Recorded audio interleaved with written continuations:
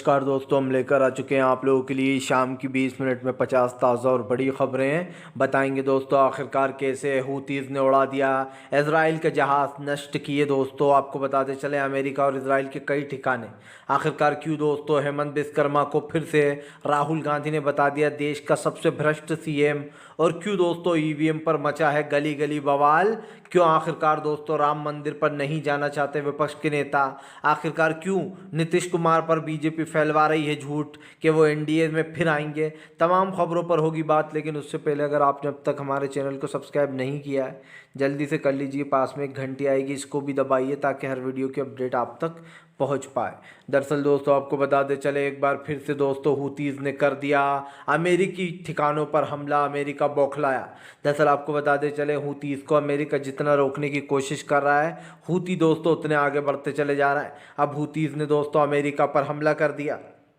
America के कई ठिकाने हूतीज़ ने उड़ा डाले। आपको बताते चले फिलहाल हूतीज़ को रोकने के लिए अमेरिका पूरी चालें चल रहा है, लेकिन हूती विद्रोहियों को कोई रोक नहीं पा रहा है। एक बार फिर से हूतीज़ ने यह साबित कर दिया है कि वो जब चाहे जिस शिप को अपना निशाना बना सकता है। आपको बताते चले हूतीज़ ने अमेरिका के कई ठिकानों पर बमबारी की।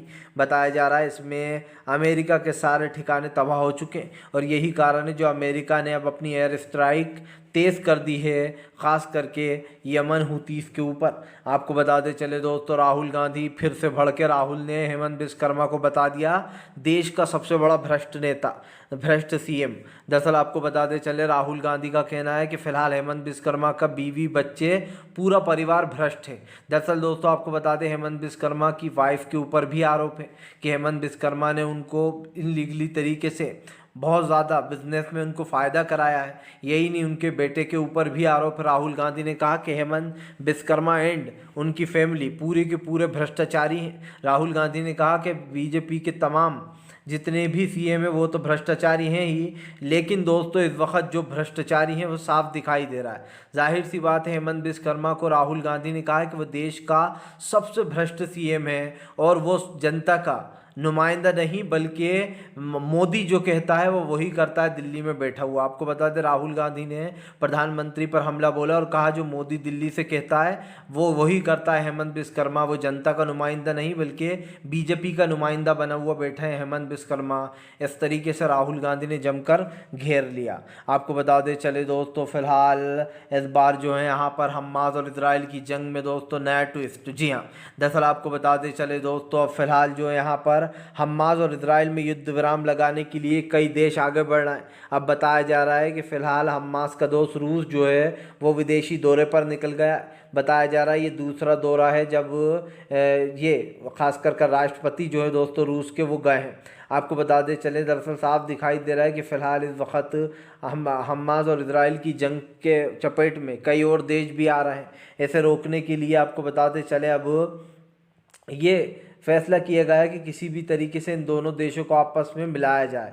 यही कारण है दोस्तों जो अब यहाँ पर इस चीज़ को रोकने के लिए जो है फिर से एक बार निकल पड़ा है रूस, और रूस जो है यहाँ पर विदेशी दौरे पर गया है।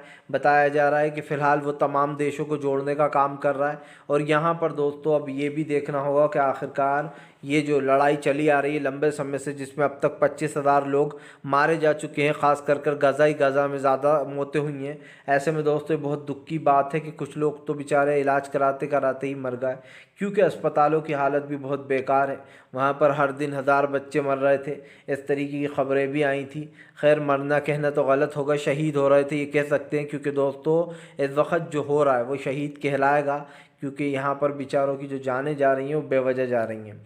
आपको बताते चले दोस्तों फिलहाल एक बार फिर से जो है यहाँ पर प्रधानमंत्री नरेंद्र मोदी के ऊपर फट पड़े तेजस्वी यादव। तेजस्वी बोले बीजेपी सिर्फ झूठ फैलाती है और बीजेपी के पास और कुछ काम ही क्या। दरअसल दोस्तों अब बीजेपी ने मीडिया को सुपारी दे दी है। अब मीडिया चैनल उड़ा रहे हैं कि नीतीश कुमार फिर से एनडीए में जाएंगे, जबकि दोस्तों ऐसा कुछ है ही नहीं। नीतीश कुमार अब एनडीए में जा नहीं सकते हैं। इसका सबसे बड़ा रीज़न मैं आपको बता दूं, एक तो ये कि नीतीश कुमार की छवि बिगड़ जाएगी, तो नीतीश ऐसा कभी नहीं करेंगे। दूसरा ये ये कि नीतीश कुमार खुद भी जानते हैं कि अगर वो बीजेपी में गए तो अब की बार उनके तमाम विधायक बीजेपी अंदर ही अंदर खरीद लेगी और नीतीश कुमार कंगाल हो जाएंगे। ये मैं क्यों कह रहा हूँ, क्योंकि नीतीश कुमार इसीलिए दोस्तों बाहर निकले थे क्योंकि बीजेपी उनके एक एक करके विधायकों को खरीदने का काम कर रही थी और यही कारण था जो नीतीश कुमार ने बीजेपी को छोड़ तेजस्वी यादव से हाथ मिला लिया था और गठबंधन की सरकार बन गई थी। यही कारण है दोस्तों जो नीतीश कुमार के बारे में झूठ फैलाया जा रहा है। तेजस्वी ने कहा ऐसा कुछ भी नहीं है।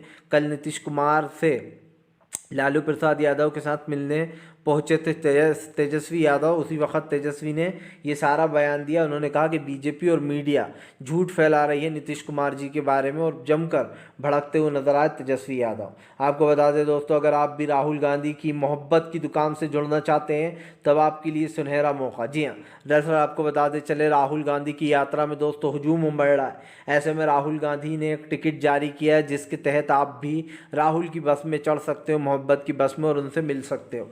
आपको बताते चले राहुल गांधी ने टिकट जनता को देखते हुए जारी किया। इस टिकट को अगर आपके पास भी ये टिकट आ जाता है तो आप भी राहुल गांधी से मिल पाएंगे। आपको बताते चले दरअसल राहुल गांधी की न्याय यात्रा में भीड़ का दोस्तों जनसैलाब देखने को मिल रहा है। जिस तरीके से राहुल गांधी असम की धरती पर उतरे हैं दोस्तों, और जिस तरीके से असम में आर पार के मूड में राहुल नज़र आ रहा है, उससे साफ दिखाई दे रहा है कि आने वाले समय में असम की सरकार को राहुल उखाड़ फेंकेंगे। आप लिख के ले लीजिए, कर्नाटक जैसा हाल असम का भी होने वाला है। वहाँ पर भी कांग्रेस की सरकार बनेगी जब चुनाव होंगे। अब क्योंकि तो साफ है दोस्तों कि राहुल गांधी का जो जज्बा है वो देखने लायक है। राहुल गांधी ने जब पहली बार भारत जोड़ो यात्रा की थी तो उनके साथ जनता जुड़ी थी। आज जब उन्होंने भारत जोड़ो न्याय यात्रा निकाली है तो उनको रोकने की पूरी कोशिश की जा रही है। उनके ऊपर एफआईआर दर्ज हो गई। उन्होंने साफ कहा कि हम नहीं डरने वाले, चाहे कुछ भी कर लो, एफआईआर भी दर्ज कर लो। आपको बता दें चले दोस्तों, फिलहाल इजराइल और हमास की जंग के बीच में दोस्तों आपको बता दें चले इंटरनेशनल कोर्ट में पहुंच गया इंडोनेशिया।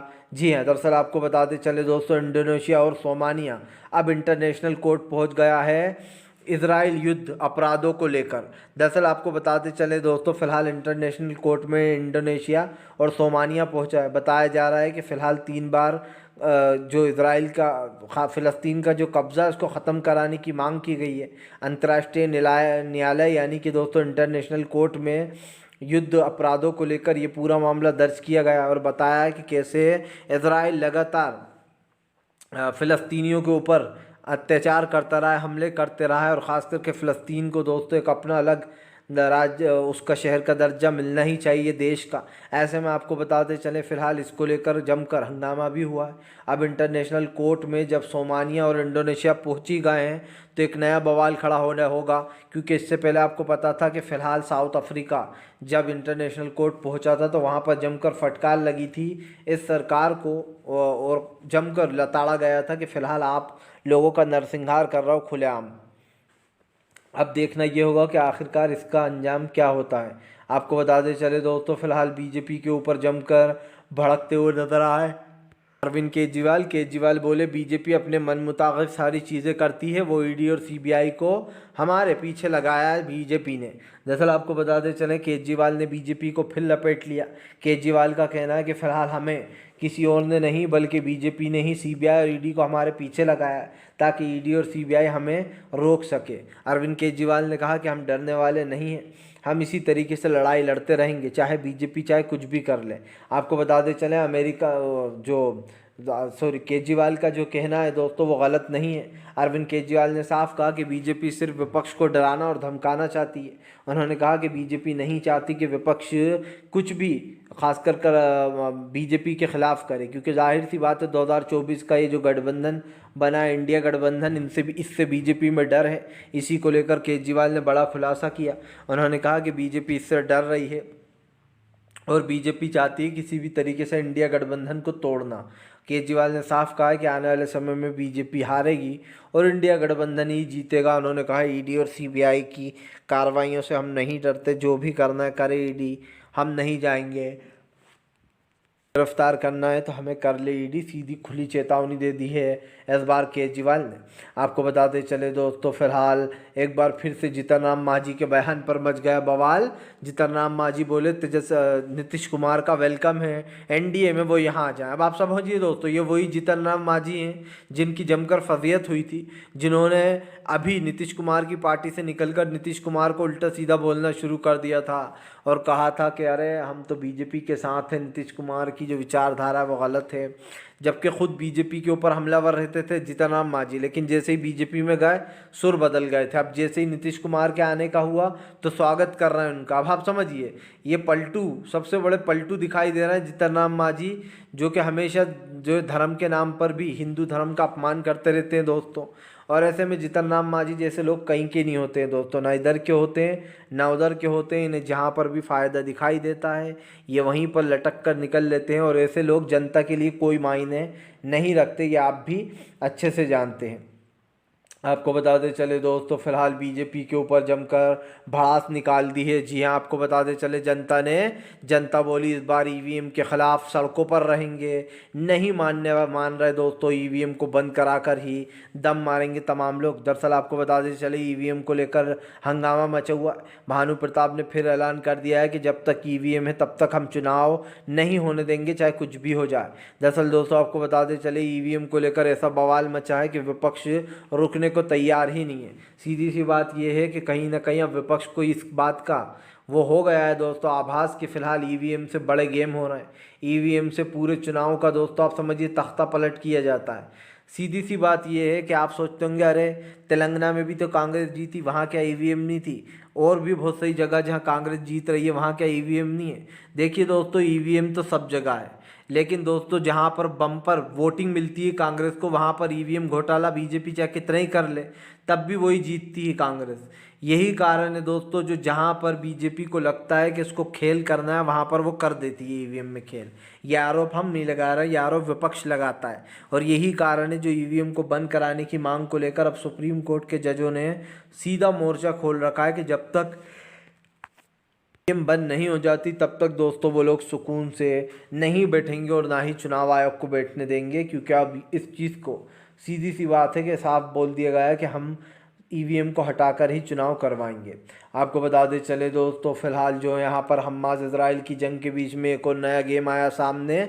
जी हाँ, दरअसल आपको बता दें चले दोस्तों, फिलहाल अब खुद इजराइल के दोस्तों जो है यहाँ पर सैनिकों ने पीछे कदम हटा लिए। दरअसल इजराइल के सैनिकों का कहना है कि फ़िलहाल 100 दिन बाद भी हमारे हाथ कुछ नहीं लगा, हमास के लड़ाके वैसे के वैसे ही हमसे लड़ना है, और जो है गज़ा हमारे कब्ज़े में नहीं आ पाया है। इसी को लेकर आपको बताते चले दोस्तों, अब जो भड़क गए हैं वहाँ के सैनिक, उन्होंने जंग लड़ने से भी इनकार कर दिया है। कई लोग तो जो है अपना पीछे छुड़ाकर भाग रहा है। यही कारण है दोस्तों जो हमास इजराइल की इस जंग के दौरान पूरा गेम पलट चुका है, क्योंकि जाहिर सी बात है हमास को 100 दिन बाद भी हरा नहीं पाया है इजराइल को इतना सपोर्ट मिला, अमेरिका ने इतना सपोर्ट दे रखा है, उसके बाद भी दोस्तों वो अमेरिका जो है इजराइल को ख़त्म नहीं कर पा रहे हैं ये लोग हमास को।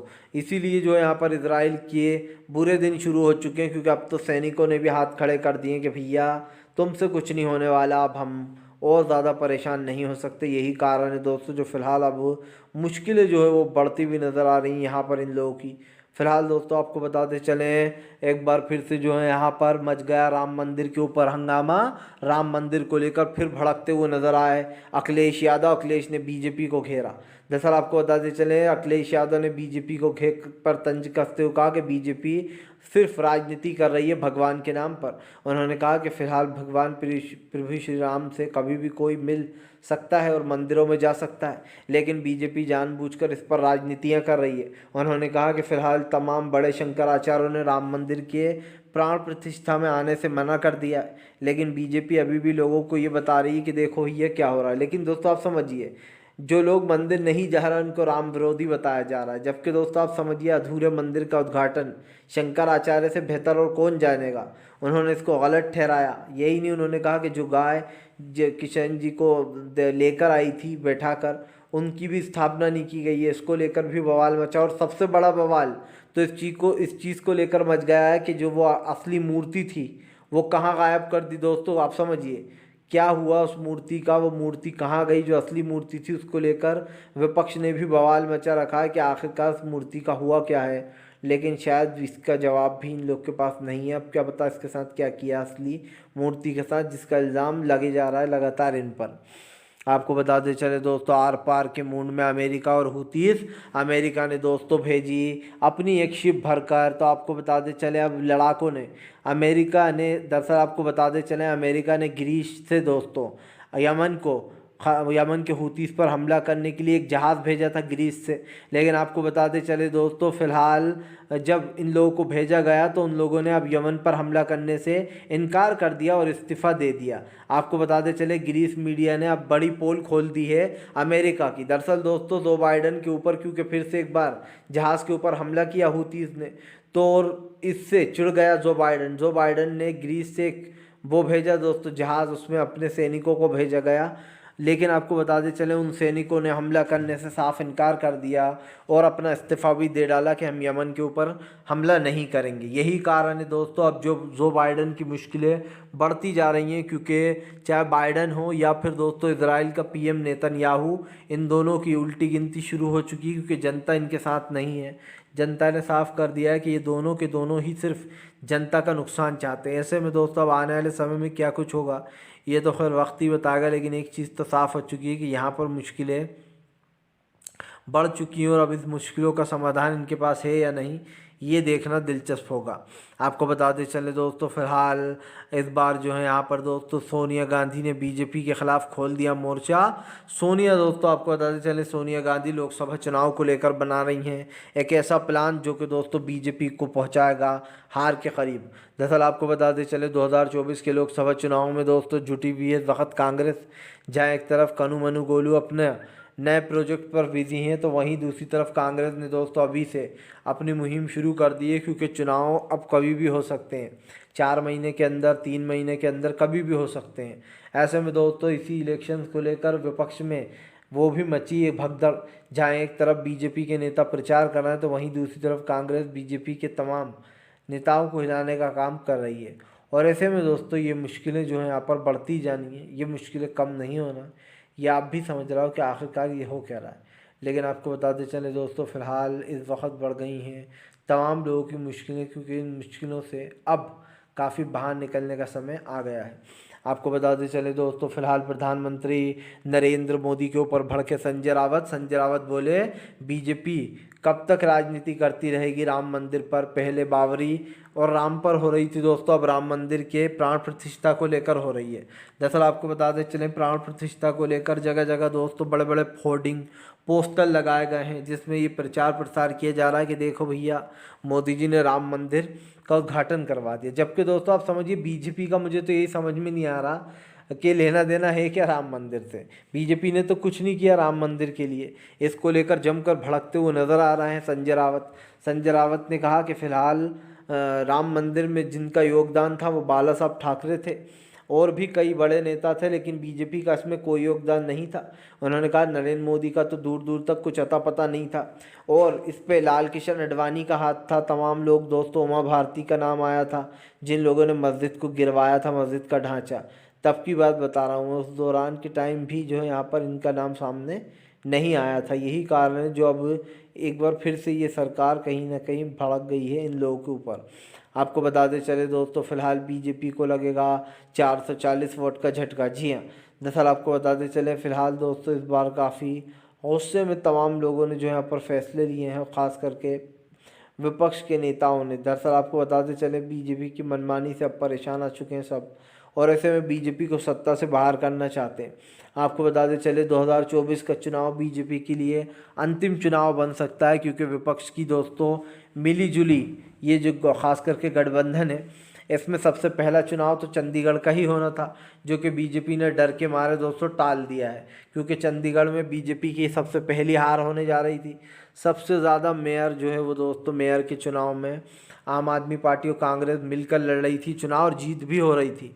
लेकिन आपको बताते चलें अब इस मामले को टाल दिया गया और ख़ास करके 24 तारीख तक के लिए इसकी तारीख बढ़ा दी है 23 तारीख तक।